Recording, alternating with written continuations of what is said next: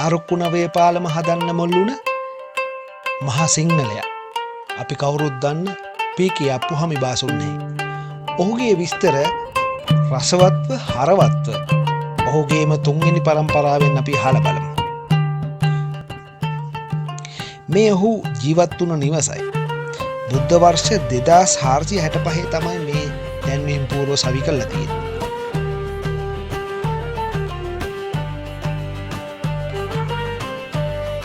පීතිලක මාමයි පීකේ අප්පුහාමි සීයාගේ අතර ඥාති සම්බන්ධය. පීකේ අප්පුහාමි කියන්නේ මගේ සීයා.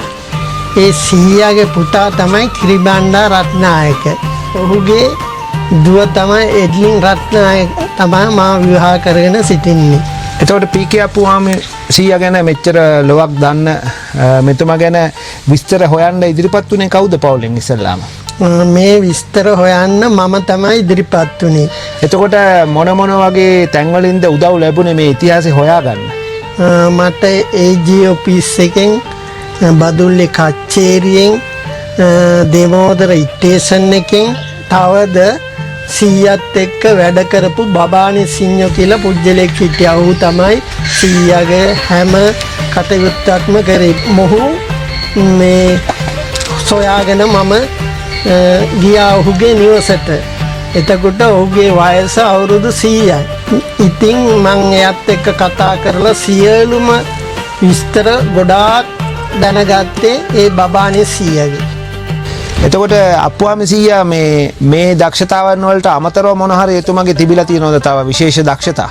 එයා නැටුම්, ගැයුම්, අංගම්පුර, සංගීතේ, බෙර වාදනය ප්‍රවීණ කරපු පුජ්‍යලෙක්.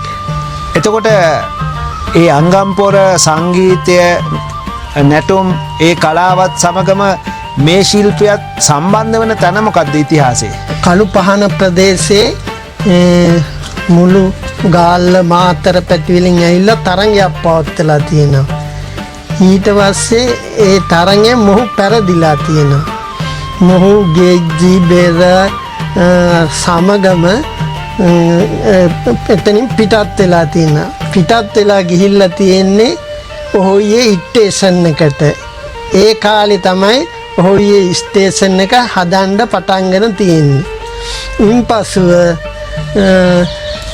එතන සිටි මිනිසුන් ඒ සුදු ජාතිකයට මේ වාගේ පුජ්‍යලෙක් ඇවිල්ලා ඉන්නවා මෙහෙමයි කියලා විස්තර කියලා. ඊට පස්සේ ඒ සුදු ජාතික පුජ්‍යලයා මොහු කැඳවා එන්න කියා මොහුගෙන් තොරතුරු විමසලා මොහු අති දක්ෂයෙක් බව දැනගෙන ඔහුට මේ ඔහුගේ බින්ගේ සකස් කර දෙන ලෙස සුදු ජාතිකයා ඉල්ලීමක් කරා. මොහු ගමට ඇවිත් කට්ටිය සේවකයෝ ගෙන්නන ගොස් මේක සති දෙකක් ඇතුළත සම්පූර්ණ කර දුන්නා. ඉන්පසුව සුදු ජාතිකයාට මොහු ගැන පැහැදීමක් ඇති වෙලා බාස් කෙනෙක් වශයෙන් මොහු පත් කරගෙන එතනින් සිට දියතලාව, බණ්ඩාරවෙල, හිල්ලොය, බදුල්ල දක්වා යන අතරමඟ තමයි ආරුක්කුණමේ පාලම සෑදීමට මොහුට අභියෝගයක් වුණේ. දැන් එතකොට මේ විදිහට පීකේ අප්පුහාමි සීයා මේ ස්ටේෂන් බිංග ඔක්කොම හදන්න උදව් කළා. ඔහුගේ දස්කම් පෙන්වන කාලෙද මේ කඳු දෙක යා කරලා මේ ආරුක්කුණමේ පාලම කඳු දෙක යා කරලා හදන ව්‍යාපෘතිය මම හිතන්නේ පටන් ගන්න නැත්තේ එතකොට තමයි මේ අභියෝගයට මේ සුදු ජාතිකයෝ මුහුණ දෙන්නේ. ඒ පිළිබඳව අපිට පොඩ්ඩක් විස්තරයක් කියන්න බලන්න මාමා. මේ අභියෝගය බාරගෙන මේ සීයා මෙතෙන් සිට දැන් මේ කඳු දෙක යා කරමින් මේ පාර සකස් කරගන්න කෙසේද කියා කල්පනා කර සිටියා. එතකොට මාමා මේ ඇයි මේ මොකද මේ පිටරටින් ආපු මිනිසුන්ට තාක්ෂණය තිබ්බේ නැද්ද? මොකද්ද මෙතන වුණ අඩුපාඩුව? මේ පාලම ඉවර කරගන්න බැරි වුණේ ඇයි? පාලම ඉවර කරගන්න බැරි වුණේ ඒ කාලේ ලෝක යුද්ධය තිබුණා. යුද්ධය තිබ්බ කාලේ යකඩ අරවම ප්‍රවාහනය කිරීමට අපහසු වුණා. ඉන්පසුව සුදු ජාතිකයා සිටුවා මේ පාලම මෙතනින් නතර මේ එතනින් එහාට රේලු පාර සකස් නොකර සිටීමට. ඉන්පසුව පීකේ අප්පුවාමි වන අපේ සීයා මේ අභියෝගෙ මම බාර ගන්නවා කියලා පොරොන්දු වෙලා මේ කඳු දෙක යා කිරීමට මඩ වගුරක් තිබී තියෙන්නේ යට ඒ මඩ වගුරට ඉහළ කන්දේ සිට ගල් උල් කර කර එවලා අර සමතලා කරගෙන තමා මේ ආරුක්කුණමය සෑදීමට පටන් ගත්තේ. පස්සේ සුදු ජාතිකයාට මොහු පවසා තිබෙනවා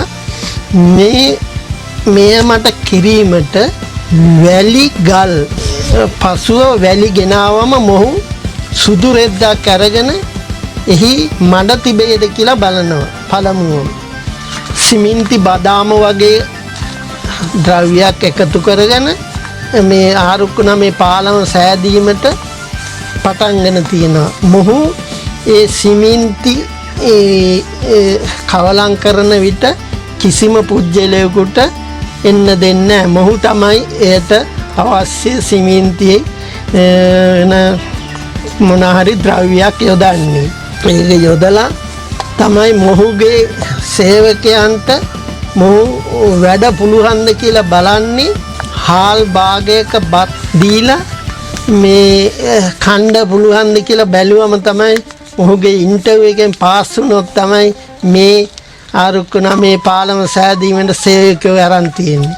ඒ කියන්නේ මේ තාක්ෂණයට අමතරව පීකේ අප්පුවාම සීයාට හොඳ දැනුමක් තිබිලා තියෙනවා මේ මිනිසුන්ගේ දක්ෂතාවය මැනගන්න. ඔව්. ඒ සඳහා මේ හාල් භාගයක කෑම සකස් කරදී ඔහු කෑවොත් තමයි ඔහු ඒ වැඩට ගන්නේ. නැත්තම් කන්න බැරි පුජ්‍යලයාට වැඩක් බෑ කියලා ඔහුට ආපු වියදමදී පිටත් කරනවා. එතකොට මාමා මේ ඒ කාලේ අකඩ තිබ්බේ නැති නිසා ඒ වෙනුවට මොන හරි ආදේශක ද්‍රව්‍යයක් යොදාගෙන තියනවද කියලා මොන හරි ඉතිහාසයේ සඳහන් වෙනවා. ඔව් යොදාගෙන තියෙනවා. කිතුල් අරටුව කොටස ලැල්ල වශයෙන් සකස් කර එලලා ඒ උඩින් කොන්ක්‍රීට් බදාම දාලා තමයි මේ පාලම යා කර තියෙන්නේ. එතකොට මේ ආරුක්කුණවේ පාලමේ සවි ශක්තිය ගැන පීකේ අප්පුවාම සීයා මේ සුදු ජාතිකයට කොහොමද සහතිකයක් දුන්නේ ඒ කාලේ? මේ පාලම හදන කාලේ ඉතින් බොහෝම මහන්සියලා කරලා මොහු සුදු ජාතිකයට මේක කිසිම විශ්වාසයක් තිබුණේ නැහැ. ඉතින් ඊට පස්සේ මේක හදලා ඉවරනාට පස්සේ මේ වැලිමඬ ඌේ මිනිස්සු සියලු දෙනාම ගිහින් තියෙන කෝච්චිය එන දවසේ ගිහිල්ලා මේක කෝච්චිය ආපු වෙලාවේ කෝච්චිය යන්න ප්‍රථමයෙන් සීයා ලොකුම ආරුක්කුව යට සුදු රෙද්දක් උඩින් පොරවගෙන තුවක්කුවකුත් අතේ තියාගෙන සුදු ජාතිකයට කියලා තියෙනවා මේ සුදු රෙද්දට වැලි කැටයක් හරි වැටුණොත් මම මේ තුවක්කුවෙන් වෙඩි තියාගෙන මැරෙනවා කියලා. ඒ වගේ අභියෝග ඒ තරම් අප්පුවාම සීයට පුදුම විශ්වාසයක් තිබ්බේ තමන් අතින් නිම වුණු මේ තාක්ෂණය සහ මේ මොකද මේකට වැඩට ගත්ත මිනිස්සුන්වත් හරියටම කරුණු විමසලා ඒ මිනිස්සුන්ගේ දක්ෂතාවය බලලානේ යොදවගෙන තියෙන්නේ. අපේ ගල්බඩු බාසුන් නැහැලා ඒ කාලේ හිටපු ඉංජිනේරිවරු ඒ සියලු දෙනාම පාලනය කරමින් මේ ශක්ති ශක්තිමත්භාවයේ ඒ තරම් වගකීමකින් එතුමා මේ සුදු ජාතිකයට ඔප්පු කරලා තියෙනවා. ඔව්. හරි. ඉන්පසුව කෝච්චිය දේවතාවත් තුන් වතාවක් එහා මෙහා ගිහින් තියෙනවා. එතකොට මං හිතන්නේ එතකොට සුදු ජාතිකයන්ට මේක විස්මයජනක ක්‍රියාවලියක් කියලා පේන්න ඇති සහ ඒ වෙලාවේ මං හිතන්නේ පුදුම සන්තෝෂයකින් මෙතුමට මම හිතන්නේ ඒ කාලේ තිබ්බේ රන්කාසි මං හිතන්නේ විදේශ ජාතිකයන්ගේ මුදල් තමයි මං හිතන්නේ ඒ කාලේ පාවිච්චි කරන්නේ නැත්තේ ලංකාවේ නැතත් රුපියල් හරි පාවිච්චි කරා වෙන්න පුළුවන්. ඉතින් 100ට මොන විදිය තෑගි භෝග දරුණු හම්බුනාම හම්බෙන්නේ නැතිද? මේ 100 මේ පාලමක සකස් කර සුද්දට දෙනකොට මේ 100 නම තියලා තියෙන විශ්වකර්ම පාලම කියලා. විශ්වකර්ම ආරක්කුණ මේ පාලම කියලා තමයි ප්‍රකාශ කරලා තියෙන්නේ. ඊන් පසුව සුදු ජාතිකයා මොහුට ඒ කාලේ පඩි නඩි රංකාසි කාර් එකක් මේ එහෙම මොහුට ගැල් 7කින් කාසි ගෙනාවා කියලා තමයි ජනප්‍රවාදේ තියෙන්නේ මේ. එතකොට මේ අප්පුහාමි සීයාගේ මං හිතන්නේ මේ අපිට පිටිපස්සෙන් පේන්න තියෙන දැන්නමත් ඉතුරු වෙලා තියෙන ගරාජ් එක. ඒ කියන්නේ ඒ කාලේ හොඳ වාහනයක් එහෙම දෙන්න ඇති නේද? ඔව් හොඳ කාර් එකක් දීලා තියෙන. ඊට පස්සේ මොහු එරබද්දෙන් ගඟ තිබුණට පාලමක් තිබුණේ නැහැ. මේ 100 තමයි මේ පාලම සකස් කර කාර් එක ගෙන එමට පාර සදාගෙන තින්නේ. ඒ ගෙදරට ගෙනල්ලා පිටිපස්ස මේ දැන් තියෙන කුළුණු තියෙන ගෑරාජ් එක ඒ 100ගේ දක්ෂතාවෙන් ගලෙන් ගලට අමුණමින් සකස් කර ඇත්තේ. ආරක්කුණාවේ පාලමට පස්සේ පීකේ අප්පුහාම 100 ඊළඟ අභියෝගය මොකද්ද ඔහු බාරගත්ත? මොහුට මේක බාරගෙන ඉදිරියට යනකොට ගඟක් තියෙනවා. ඒ ගඟ හරහා පාලමක් ඉදි කරන්න තියෙනවා. ඒකට කියන්නේ කළු පාලම කියලා. ඒකත් ලොකු පාලමක්. ඒක අවසන් වී ඉදිරියට යනකොට තමා දෙමෝදර ඉත්තේසන් එක සැකසීමට කල්පනා කරේ. ඔව් එතන මේ ස්ටේෂන් එකත් ලංකාවේ තියෙන විශේෂ සුවිශේෂී මාර්ගයක් එතන තියෙන්නේ. කන්ද වටා හදලා තියෙන්නේ. ඒ සම්බන්ධතාවය මොකද්ද මේ පීකේ අප්පුහාමි සීයා සහ ඒ කාලේ හිටපු ඒ ඉංජිනේර්ස්ලාට හම්බෙච්ච ප්‍රශ්නේ මොකද? ඔතනින් ආරක්කුණාවේ පාලම සහ ඔය දෙමෝදර වංගුව ඔය වට වංගුව කඳු වටේ තියෙන දේ නැත්තම් අපිට මේ කොළඹට බදුල්ල ඉඳලා ඒ කාලේ බඩු ගෙනියන්න දුම්රියක් තනා ගන්න බැරි වෙනවා. රේල් පාර බැරි වෙනවා. මාමා මොනවාද ඒ ගැන දන්නේ ඔය දෙමෝදර වටරවුම ගැන? මේ සුදු ජාතිකයාත් විමල සුරේන්දර ඉංජිනේරු මහතාත් 100ත් කඳු මුදුනේ සිට මේ සකස් කරගන්නේ කෙසේදයි කල්පනා කර සිටින වෙලාවේ ඈත කන්දේ ගොපල්ලෙක් හරක් දක්කමින් කැවිටක් කරකවා එන බව මේ 100ත් දුටුවා. ඉන්පසුව මේ 100ගේ හිසේ තිබුණ ජටාව ගලවලා මේ සුදු ජාතිකයාටත් මේ සුරේන්දර නැමැති ඉංජිනේරුවාටත් මේ විදිහට මේ සකස් කර යුතුයි කියලා උපදෙස් දුන්නා. ඒ අනුව තමයි දෙමෝදර ඉත්තේසන් එක ඉදි කර ඇත්තේ. ඔව් මොකද එතන තියෙන කන්ද අනුව එතනින් එහාට රේල් පාර ඒ තියෙන එකම මට්ටමේ ගෙනියන්න අමාරුයි. ඒක නිසා තමයි මේ තාක්ෂණය නිසා තමයි දෙමෝදර ස්ටේෂන් එකට යන මේ වංගුව සහිත මේ කන්ද වටා දුවෙන මේ රේල් පාර ඉදි වෙලා තියෙන්නේ මේ 100ගේ යෝජනාවක් සහ ඒ 100ගේ තාක්ෂණය අනුව. ඒ ගැන ඉතින් අපි ලංකාවාසී අපි සන්තෝෂ වෙන්න ඕනේ.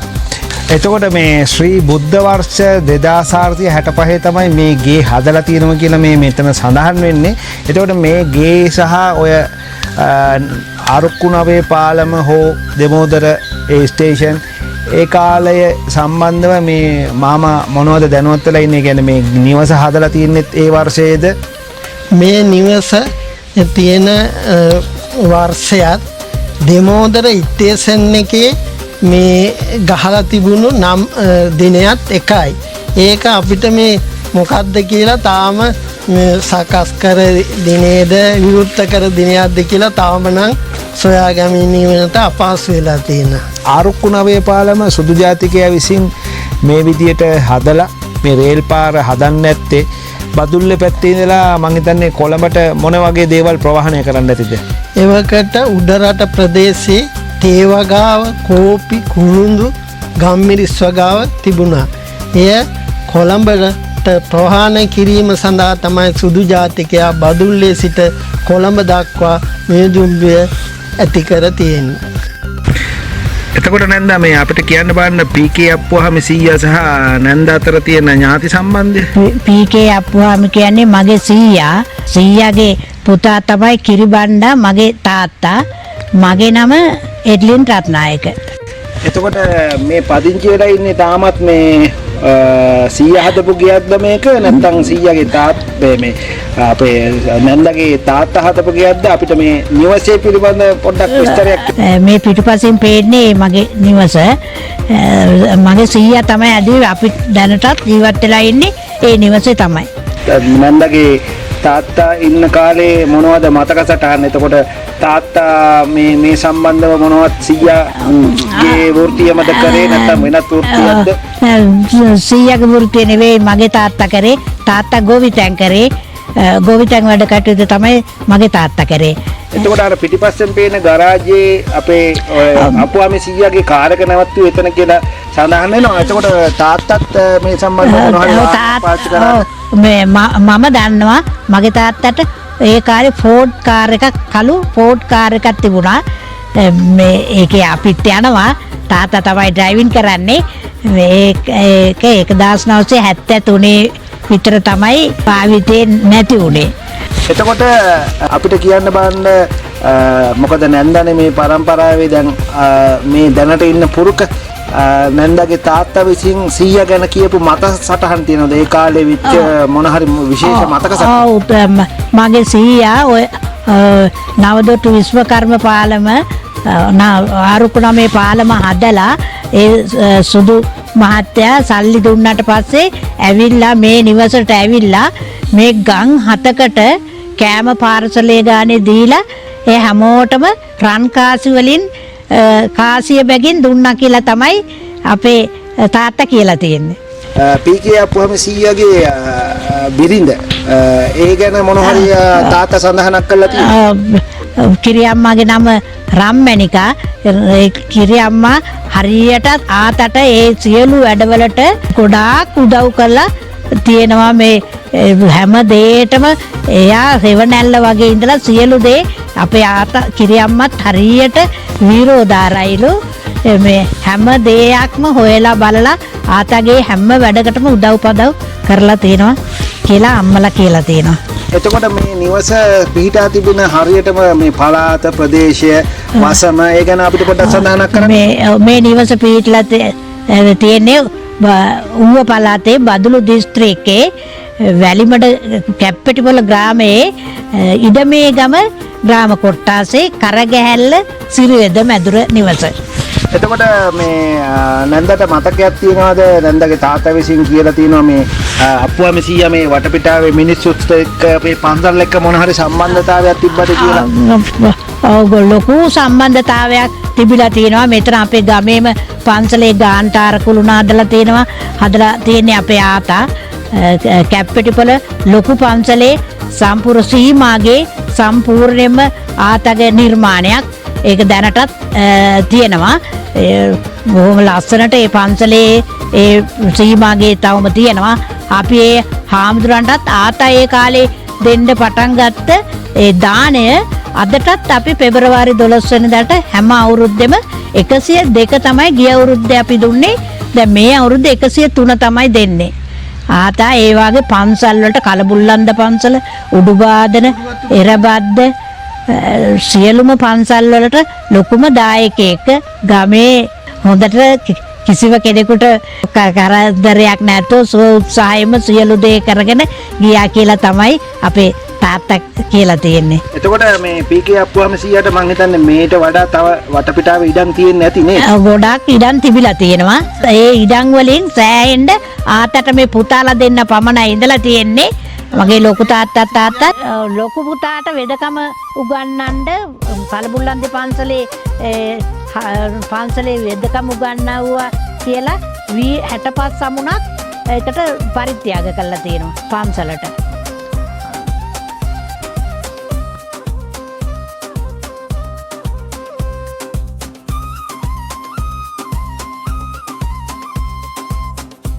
අප්පුහාමි මහත්තයා භාවිතා කළ ලී බඩු පිත්තල බඩු රාශියක් තවමත් මේ ආකාරයට දැක් ගන්න පුළුවන්.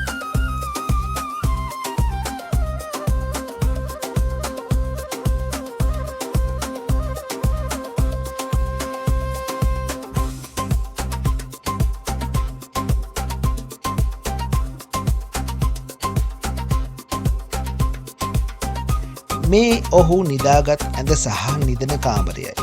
ඊට යාබදව බිරිඳගේ ඇඳ සහ කාමරය මේ ආකාරයෙන් තවමත් එක ගන්න පුළුවන්.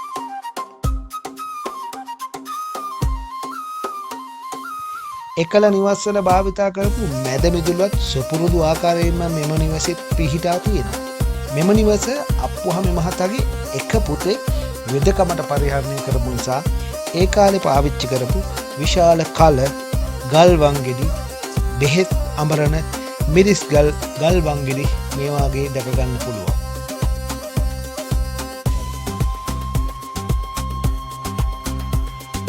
ආරොක්කු නමේ පාලම හදපු ගල් වලට සමානම ගල් වගයක් මේ නිවසෙත් තවමත් තිරිව තියෙනවා.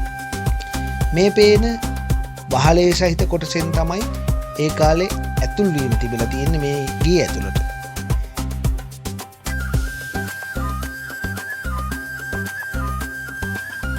ගරාජයේ තියෙන සවිමත් ගල් කුළුණු තවමත් ඒ ආකාරයෙන්ම හිටගෙන ඉන්නවා.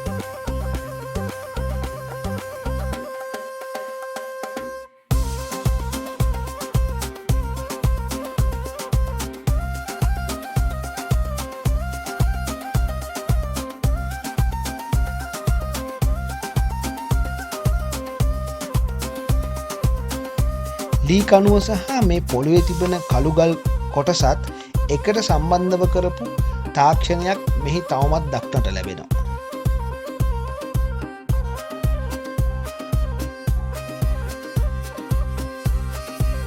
මේ පඩිපෙළ අප්පුහාමි මහත්තයා භාවිතා කරපු නාන පීල්ල සහ කුඹුර වෙත යන පඩිපෙළයි. ඒ පිළිබඳව රසවත් විස්තර ඔහුගේම මිනිබීරයකින් අපි අසා දැනගමු. මේ තමයි අපේ සීයා නාපු පීල්ල. මේක ඇලේ වතුර මෙම කොන්ක්‍රීට් කානුව දෙගේ ඇවිල්ලා මෙතනින් වැටෙනවා. මේ තියෙන්නේ මේක අපිත් නානවා නාලා තියෙනවා මේ වතුර පුරවනවා අපේ ගෙදර කට්ටිය තරගෙට අපේ අක්කලා නංගිලා ඉස්සර ඇවිල්ලා මෙහෙම මේකේ නානවා. මේක ගමේ කට්ටියත් ඉස්සර නාන්න එනවා මේකට මේ පීල්ලට. මේ පීල්ල අපේ තාත්තා මේ KBR කියන්නේ මගේ තාත්තා තමයි මේක පොත් ටිකක් ඒ අවුරුද්දේ ප්‍රතිසංස්කරණය කරලා තියෙන්නේ. මේ පීල්ලට ඇවිල්ලා ඒ ආතා නානකොට අපේ අම්මලා කියලා තියෙනවා කිසිම කෙනෙක් මේ ළඟකින්වත් යන්නේ නැල්ලු ඒ තරම් ගැඹීරත්වයෙන් තමයි ආතා ජීවත් වෙලා තියෙන්නේ. මේ තමයි තියෙන්නේ සීයා පිට අතුල්ලපු ගල. මගේ ඒ සීයා අපේ අම්මා එහෙම කියලා තියෙනවා තාත්තා එහෙම උස මහත පුද්ගලෙක්. ඉතින් මේ ගල හදලා තියෙන්නෙම පිට අතුලන. ඉතින් අපිත් මේක පිට අතුලලා නාලා තියෙනවා. මේ තියෙන්නේ ආතා රෙදි හොදන්න හදපු ලොකු ගල. මේ ගලේ අපිත් ඇවිල්ලා තරගෙට එක කොටස් බෙදාගෙන රෙදි හොදනවා. තරම් ලොකු විශාලට මේ ගල හදලා තියෙනවා. දැන් තමයි ටිකක් අභාවයට ඒව ගිහිල්ලා තියෙන්නේ. ඉතින් මේ ආකාරයට ලෝම දන්න නයිනාච් ආරුක්කු නමේ පාලම මහා විශ්වකර්ම පාලම මේ හැම නමින්ම හඳුන්වන නිර්මාතෘවරයාගේ කතා පොතයි මේ අවසන්.